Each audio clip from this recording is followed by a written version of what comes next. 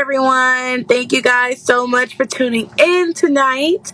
Tonight we're going to be talking about how to combine your personal and business brand together with Ashlee Rouge from Lashoutxpress in Canada.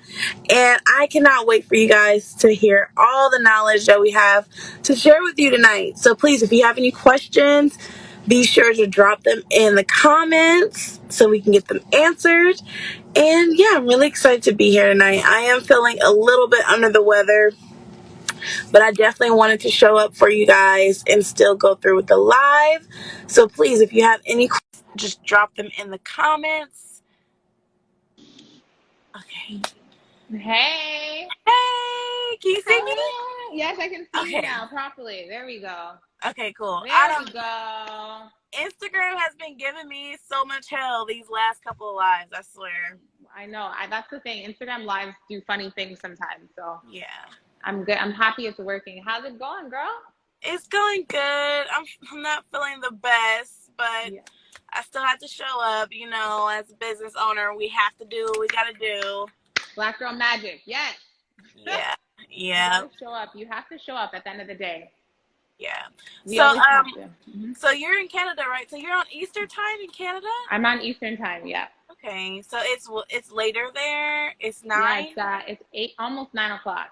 Okay. Well, thank you Yeah. so much for spending your evening with us. Evenings Of just do course. better for the school's analytics because Yeah. we serve a lot of single moms or people that work and have multiple jobs. So the best time to do it has been the evening for us. So I really appreciate you taking the time Of to course. spend with us tonight.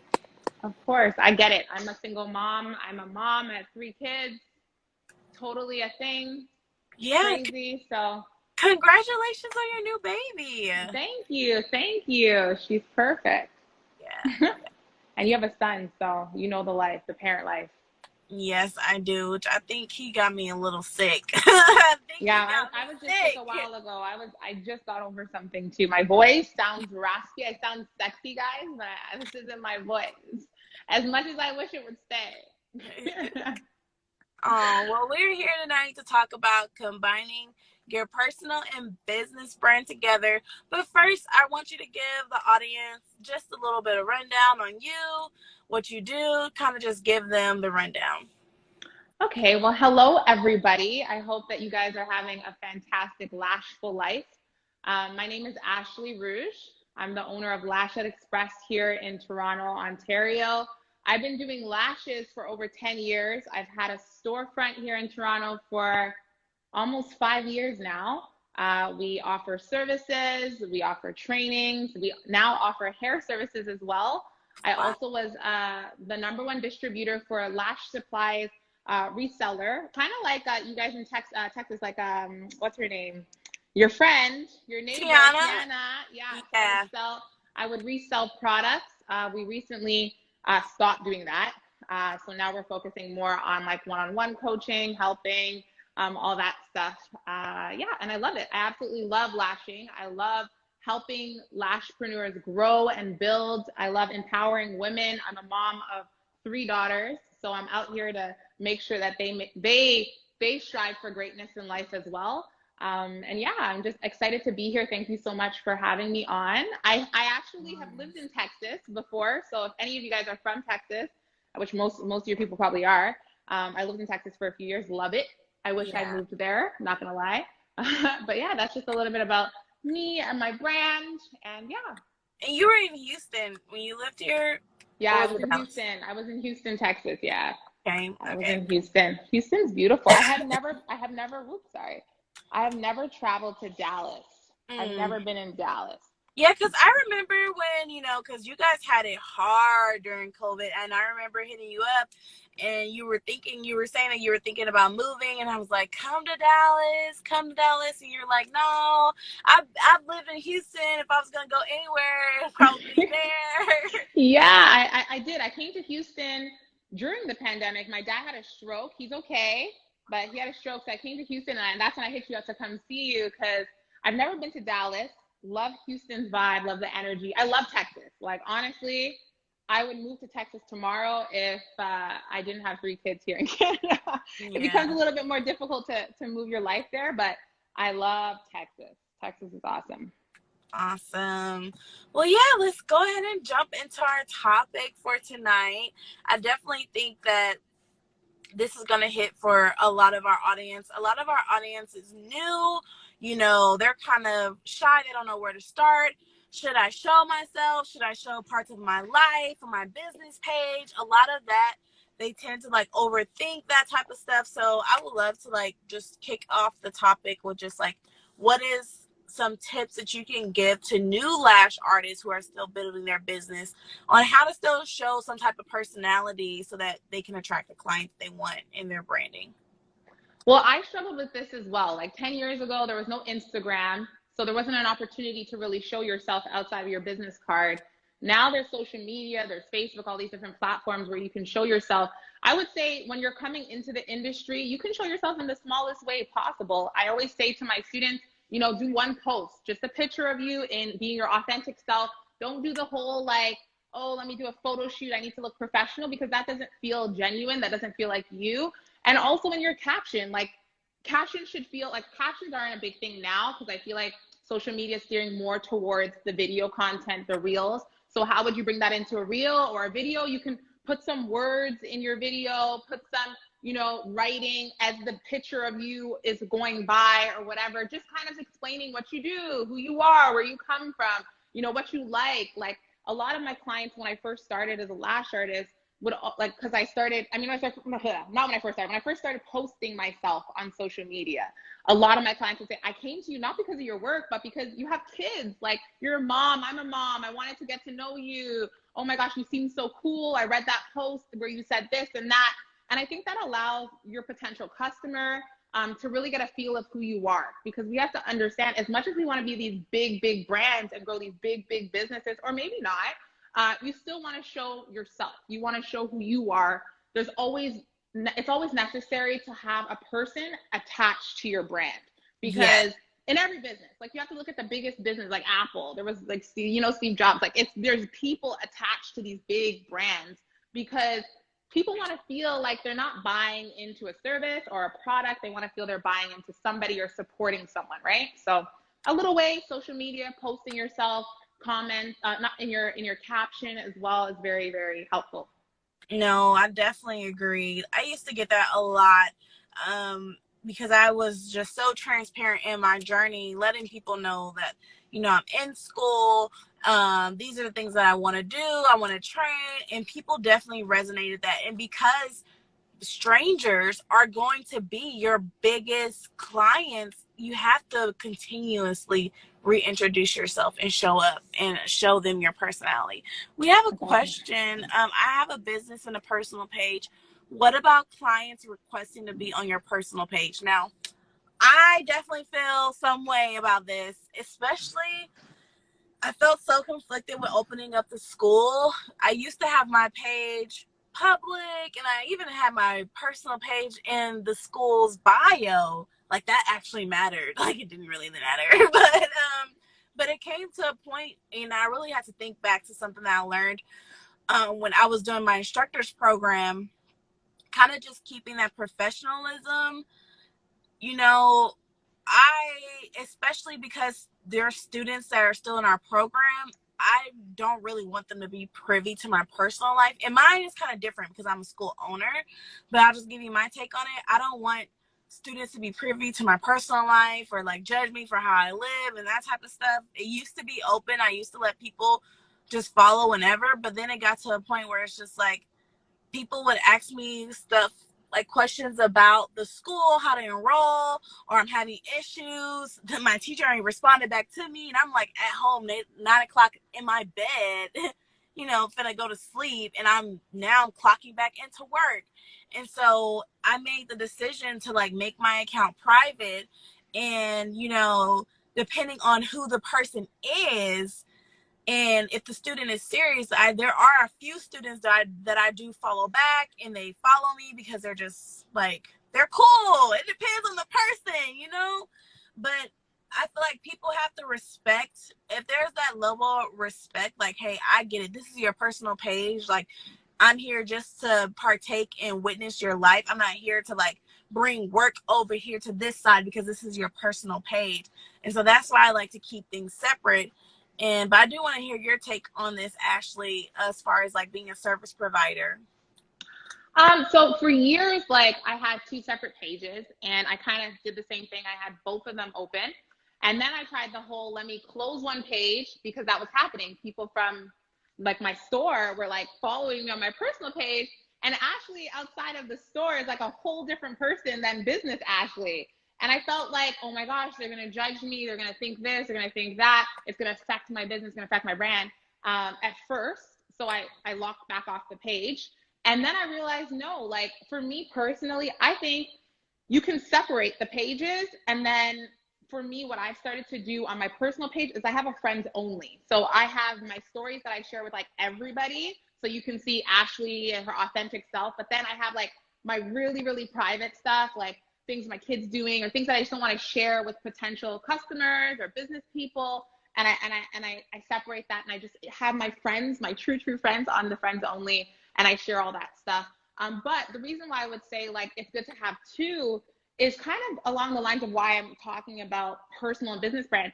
You can literally run two different businesses with both those profiles. You're actually attracting two different audiences and markets. During the pandemic, I found my personal brand helped my business brand to still keep going, because as much as I was shut down and locked in my house, I had I was still active on my personal brand. So people were still interacting with me. I was getting new followers. I couldn't post anything on my business really because the stores were shut down. And then I developed like a new type of following over there that now when I opened the store, I was able to direct them to the business as well and say, hey, I do this as well. And it was just like two different avenues. And I also see it's beneficial because if for any reason at some point you want to now use your personal page to, like, I'm a business person, so I look at everything as like, how can I make money from this? I just don't want to be posting to post. Like, it's okay. I can send my family and friends pictures of my kids and myself, you know, but for social media purposes, I'd be like, okay, I can turn my personal brand into something as well, because you're building another type of following over there. You can turn that into a coaching. You can turn that into selling something or whatever. You can turn your personal page into something as well. So I like to have them both open, build a following on both platforms, show myself differently on both. I kind of think it's fun because the story.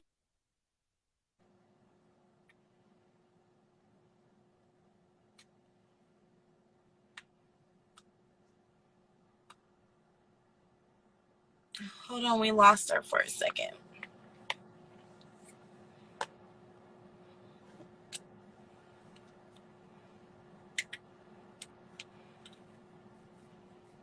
If you guys have any more questions, please leave them in the comments.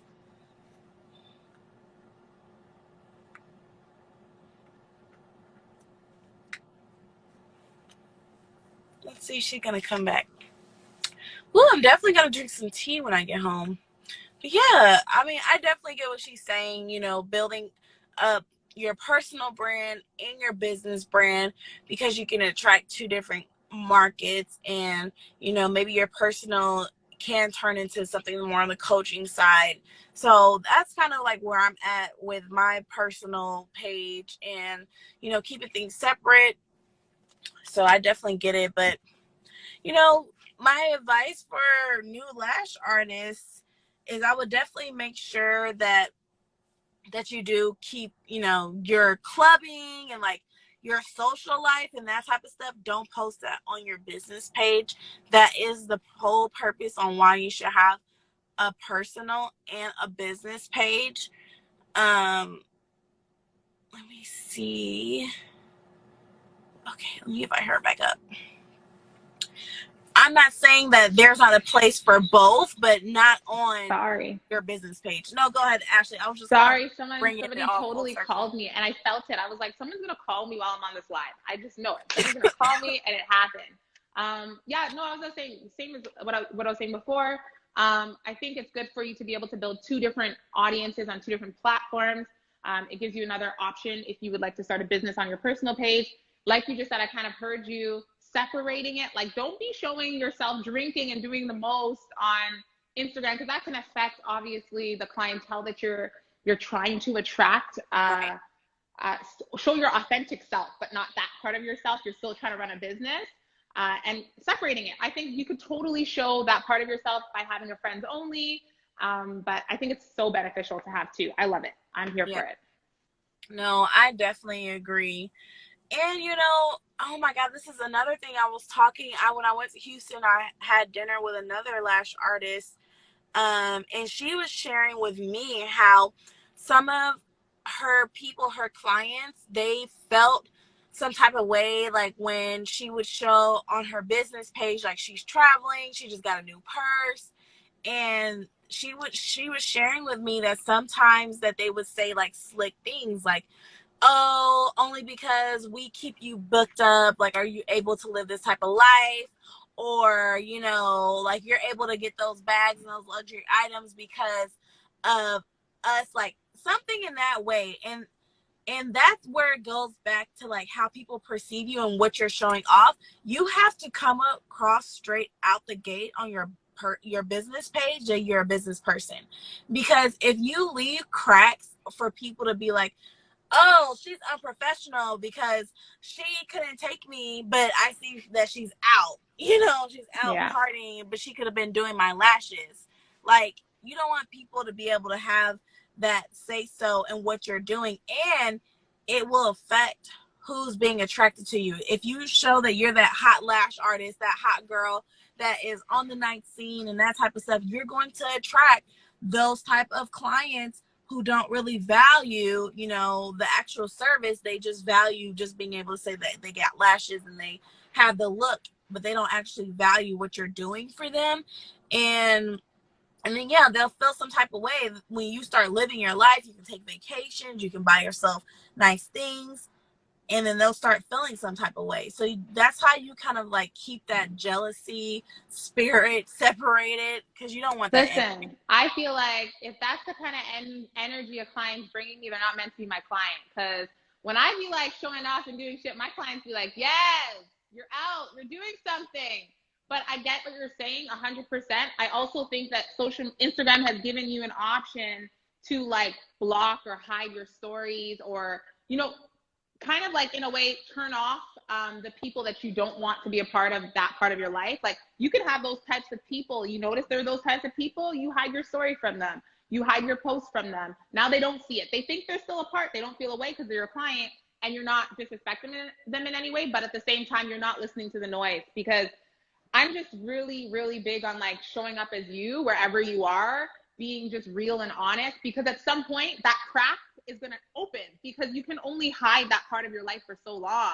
Somebody's going to see you out or something. Like, I'm just going to be me. And if you don't like me and you don't like how I'm living or how I'm enjoying the business, the hard work that I put forth by doing your lashes like a queen, then I don't want you following me. Unfollow me and don't be my client. That's okay. Like, I'll get a new client that's better, that's meant to be in my energy, because that's a big thing for me. Energy, like, I have probably had 2 clients come into the studio over the years with me or other artists where they've had a bad vibe. As soon as we catch that energy, it's like we're repellent of bad energy. It just like, it doesn't stay here. So we rid it with our positivity.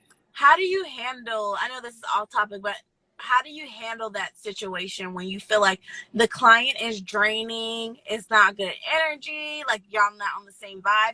What does the conversation look like? How does that look for our audience? So, I mean, for me, when I've had the situation where a customer doesn't quite fit the vibe, doesn't quite fit, the experience, I'm very professional. So I don't like fight or argue with clients. If you're giving me that kind of energy, you're right at that time, and then you can't get another booking. Like, you're just unable to book in the future. If a customer comes in, and I've had where customers have been disrespectful to people that have worked for me and said disrespectful comments, and I will see it or hear it, and it's like, in the moment, you have to handle it. There's other people watching, so you kind of like deal with it. I'll see how the lash artist handles it, and then I'll like pull the lash artist aside and be like, did that bother you? Are you okay? I handle that, and then I reach out to the customer, and I'm like, listen, we don't really like the way that you were dealing with so and so. We would appreciate if, whatever the circumstances is, call them out. If they give me back, like, if they don't apologize, if there's nothing, you know what? at the end of the day, we love having you. We would love, you know, to refer you to a studio or a space that better suits you. We no longer want that kind of experience for our employees. We want to make sure that they're happy to be here. And for some reason, this is just not working. Like, I've had to dismiss them like that. I've had to, like, when they're trying to book, make it very difficult for them to book. Like, because sometimes it's hard. Like, sometimes you don't have the right words. You're worried of that client potentially tarnishing your name because they're bitter and they're angry that you called them out. So you're like, okay, I can't cuss her off because she's gonna go and write a bad review. I can't like go out of character. So how do I do this in a professional way? I just make it difficult for them to come back. So I never would say, like, I would say no if it's really bad, but most of the time I just make it super, super difficult for you to book. And it's like you get so annoyed that you're like, oh, I'll just go somewhere else. Okay, cool, no problem, bye. So you're not on a bad note with them. They're just kind of like, oh, they're too busy. They're never available. Yeah, I'm too busy. I'm never available. We just don't like your energy. Don't come back here. Thank you very much. Let's move on. That's kind of how I do it. I haven't had that happen lots, though. It's like once in a while.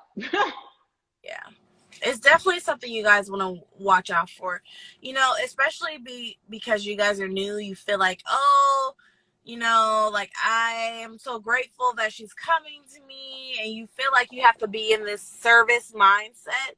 But when it comes to your energy and how you're being treated, you do have the right to say no to anyone that does make you feel uncomfortable. You do not have to take them as a client. You can stop the service if you want and make them get up and leave as is. Like, there's no reason for you to feel like emotionally or verbally abused during the service.